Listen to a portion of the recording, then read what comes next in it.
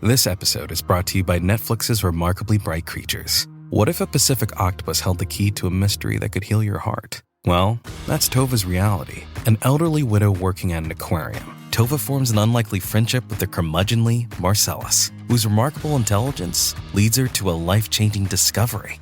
Remarkably Bright Creatures is now playing, only on Netflix.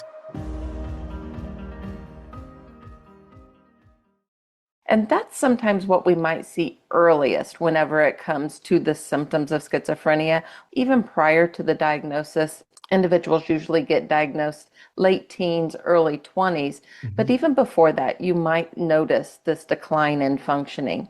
And what we've actually identified, the first 3 to 5 years after a diagnosis are what we call the critical period, because this seems to be when the condition progresses most rapidly. So I always say these are the individuals that we want to intervene quickly before we let that progression happen. Hey, this is Jonathan Marks from GoToHealthMedia.com. Welcome back to another show. Our mission is twofold. First, to bring evidence-based health information to the public, and second, to promote the work and expertise of health experts with multimedia campaigns. Subscribe to our show at GoToHealthMedia.com so you don't miss an episode. And you can catch us also on YouTube and 8 podcast networks. So on to today's show. Schizophrenia is a severe mental health disorder that affects people's thoughts, emotions, and actions. It can result in symptoms including hallucinations, delusions, and disruptive behavior. Managing schizophrenia symptoms in the first 3 to 5 years after diagnosis, which some doctors call the critical period, is crucial for a patient's treatment. It also helps delay the time to relapse, as repeated relapses can worsen long-term outcomes. Few people grasp the effects of schizophrenia as deeply as Katie Hayes, who is with us today. As a registered nurse and a caregiver to her adult son who lives with schizophrenia, Katie understands the personal and medical impacts of the disease. Like many caregivers, Katie says it took patience to find the right treatment plan, but now her son can make decisions independently again. He graduated from law school and is preparing for the bar exam. Even more importantly, she says they have an emotional connection once more. Also with us is Brooke Kempf, a psychiatric nurse practitioner. She's been in a community mental health center and has been a trailblazer as she developed medication monitoring services and treatment clinics for individuals with serious mental illness and excelled at providing nursing services to group home residents. Ms. Kempf obtained her master's degree from the State University at Stony Brook of New York and is board certified by the American Nurses Credentialing Center as a psychiatric mental health nurse practitioner. If you want to learn more about schizophrenia, we encourage you to visit the website treatyourschizophrenia.com. That's treatyourschizophrenia.com. And please remember, we do not offer personal medical advice on this show. Please consult your doctor with any questions you may have. So, welcome to the show, Katie Hayes and Brooke Kempf. How are you today? We're good. Thanks for having us. Good. So, Brooke, can you explain what schizophrenia is and the symptoms that are associated with the disease, especially the early symptoms and how people can recognize that it's coming on? Absolutely. Actually, that's why Katie and I are excited to be here today and partner with Johnson & Johnson so that we can educate others about schizophrenia and what treatment options are out there. Good. So first and foremost, schizophrenia, it's complex. It is a medical diagnosis. It affects about 2.8 million individuals just within the United States. Oh. And its symptoms consist of some different things. First, we call positive symptoms. So anything that adds to a patient's baseline. So hearing things, seeing things that aren't there, paranoia. Then we have negative symptoms. So symptoms that take away from a patient's baseline level of functioning. Loss of motivation, loss of communication skills. But then it also affects individuals cognitively. So their thought process becomes a little bit more disorganized. And that's sometimes what we might see earliest whenever it comes to the symptoms of schizophrenia. We have a prodromal stage. Even prior to the diagnosis, individuals usually get diagnosed late teens, early 20s. But Mhm. even before that, you might notice this decline in functioning. And what we've actually identified, the first 3 to 5 years after a diagnosis are what we call the critical period, because this seems to be when the condition progresses most rapidly. So I always say these are the individuals that we want to intervene quickly before we let that progression allow to happen. That will only impact patients' outcomes negatively. So in order to have positive patient outcomes, we've been utilizing things like long-acting injectables. These are actually injections that patients can take once a month, once every 3 months, once every 6 months, actually, they have Mhm. available now, so that an individual does not have to take a pill every single day. And we actually have data for Invega Sustenna, a Johnson and Johnson long-acting injectable for individuals within this critical period that shows that Invega Sustenna delays the time to relapse longer than common oral antipsychotics. And is this something that people can either grow out of or get, resolved in some way, or is this a lifelong diagnosis? This is a chronic lifelong diagnosis. The individuals will carry the diagnosis. However, it can be managed with the appropriate treatment. Got it. Katie, can you please share with us your experience of caring for your son with schizophrenia and how he's doing today? Absolutely, Jonathan. In the beginning, when my son's psychotic symptoms began, and with his first psychotic break, it was like living in a nightmare. Nowhere to turn, nobody to talk to who could relate what was going on, or having a child with schizophrenia or who was experiencing psychosis. The fear and anxiety was Sure. paralytic at times. There was a lot of self-blame. Was this something that I could have prevented? Was it drugs and alcohol that caused this? One of the most important things that I learned early on, and how to, me being a nurse as well, I'm trying to navigate my way out of the nightmare. How can we wake up from this? Was to educate myself about schizophrenia and its symptoms and what other people had written about it or spoke about what it is that they were experiencing. And one of the things that I learned was one of the biggest barriers is they don't realize they're sick. They Hmm. lack insight into their illness. So upon discharge from most hospitalizations, you get an oral medication. Sometimes you get 3, 5 oral medications. So if you don't think you're sick, why would you take this medication? And that's where they usually fall through the cracks there, is they stop taking their medication, and then these symptoms, like Brooke was talking about, reoccur, trying to stop that in that critical 3 to 5 year period. So one of the next things I looked for is, it was a very lonely, this is a lonely journey for caregivers. So I reached out to NAMI, and eventually, when we got into a coordinated specialty care, which dealt with first episode psychosis, there were support groups for caregivers. And it was there that I actually learned about another caregiver's son who was on a long-acting injectable, Invega Sustenna, by Johnson and Johnson, and just listened to how well he was doing and how productive his life had become after taking the injection. Again, I want to clarify too here that it is very important that you talk to your healthcare professional about a long acting or any treatment that you may think would be suitable for your loved one, because what works for one may not work for another. And my son today has been in remission for 10 years, Hmm. has a professional career, is living independently, and him and as well as anybody living with schizophrenia is a hero. That's wonderful. That's such great news. I'm so glad to hear that about your son.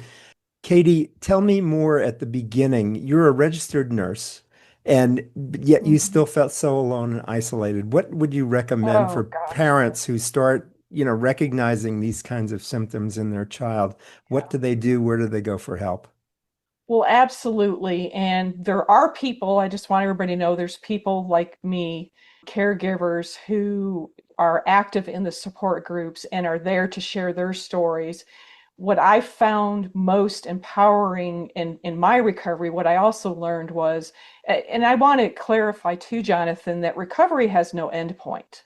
My son and I are in continuous recovery. He knows he has schizophrenia, that it's not going to go away, that he has to continue his treatment. Hmm. And again, just sharing your story fills that void of loneliness. And again, and even in the medical profession and with the people I worked with, it was a very difficult thing for them to grasp because, again, it's easy to go to the stigmatized versions of schizophrenia, of it's drugs, it's alcohol, they're not smart, Right. they just don't have the ability to go to college, things like that. It was very, very difficult. Yeah, and I'm sure you mentioned earlier that there's self-blame. What did I do wrong? What did I miss? Yeah, But this yeah, is really not it's really not your fault. This is something that's no. happening. Yeah. So, Brooke, do we know what brings schizophrenia on? Is it genetic? Is it environmental? What starts it? And how do we know? It's a very good question. And there's still a lot of questions behind that. We don't know 100% for sure, but we do know it's often a combination of environment, genetics, and a multitude of different factors as far as when it comes to the environment and patient's history.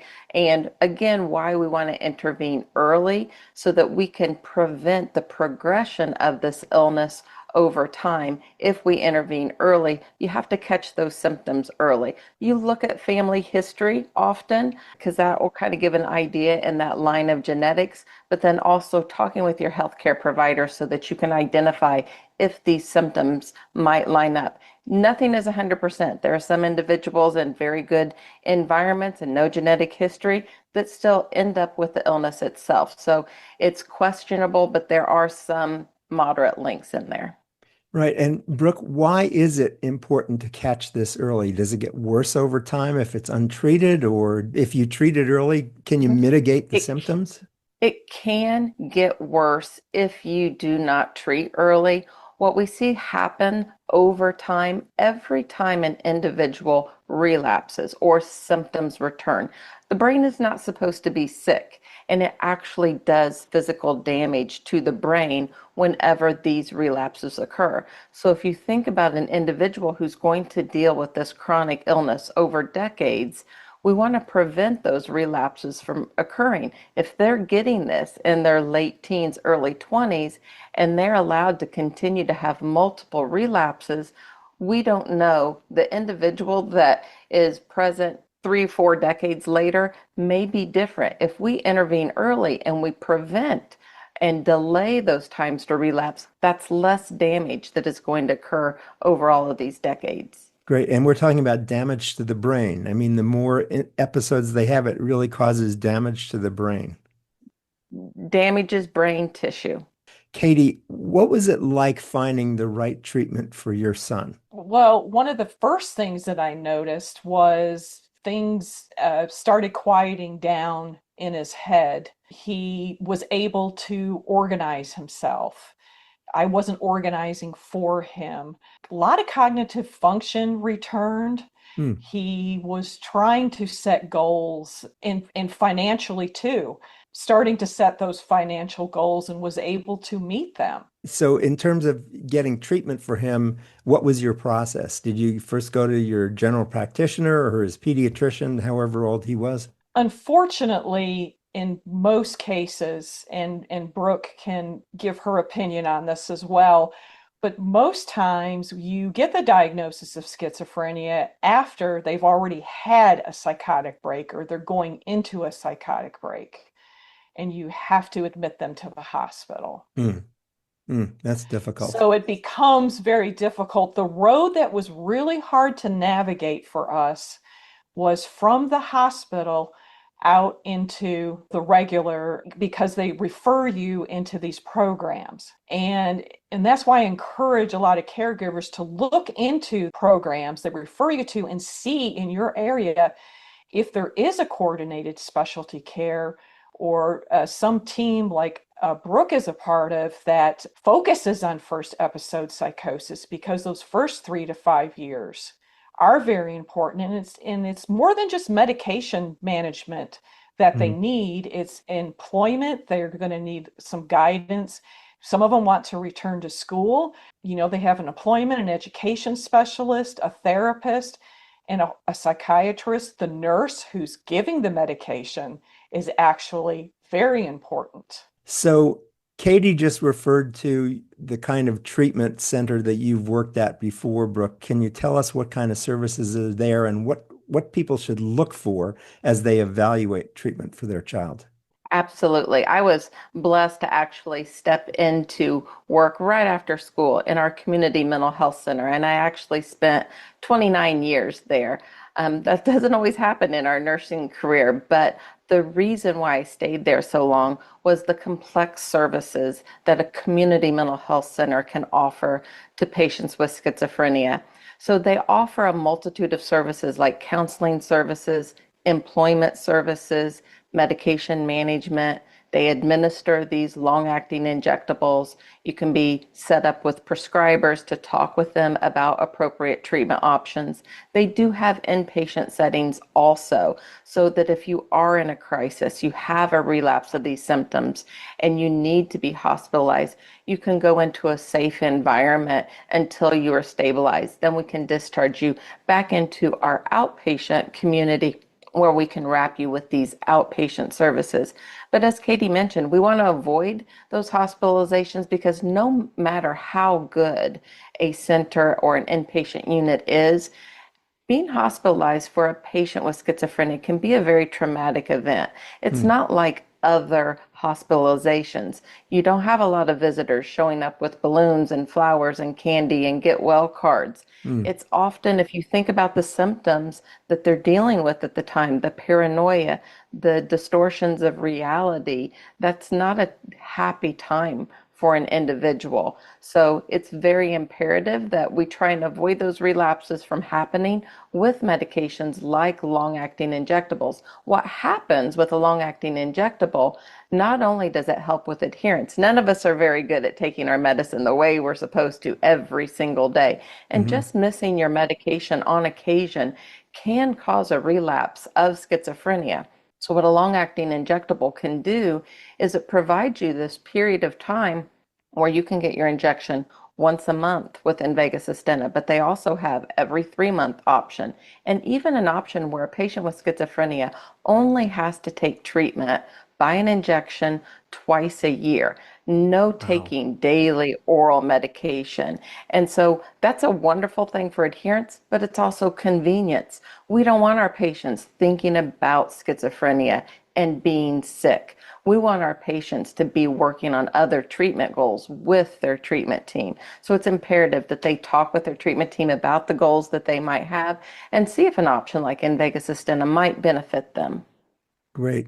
So I want to ask a final question to each of you, which is, what's the message you'd like to leave people with before we end our interview today? But before I do, let me just tell people that you can learn more at treatyourschizophrenia.com.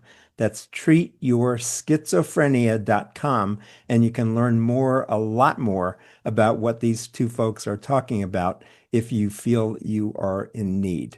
So let me ask Brooke, what's a final message you'd like to leave with people today?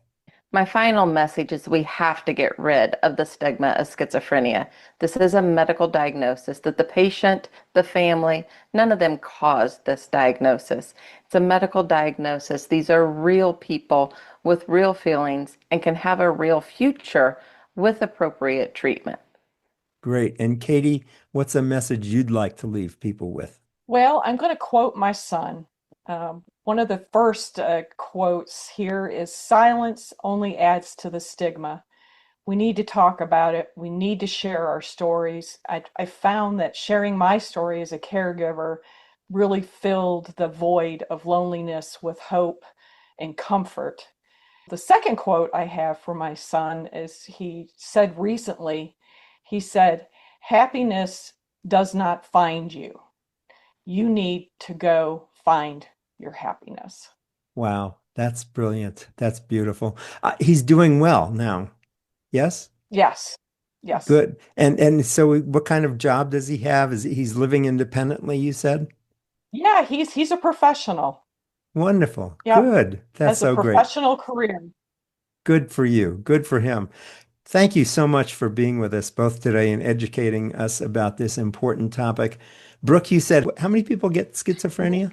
In just the United States, our statistics show 2.8 million adults in the United States. That's a lot of people. Thank you so much for sharing this information with us today. Remember, you can learn more at treatyourschizophrenia.com.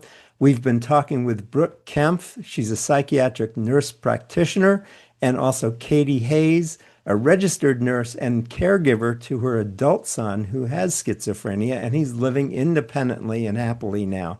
Thanks both for being with us. So appreciate it. Thank you for having us and bringing light to this topic.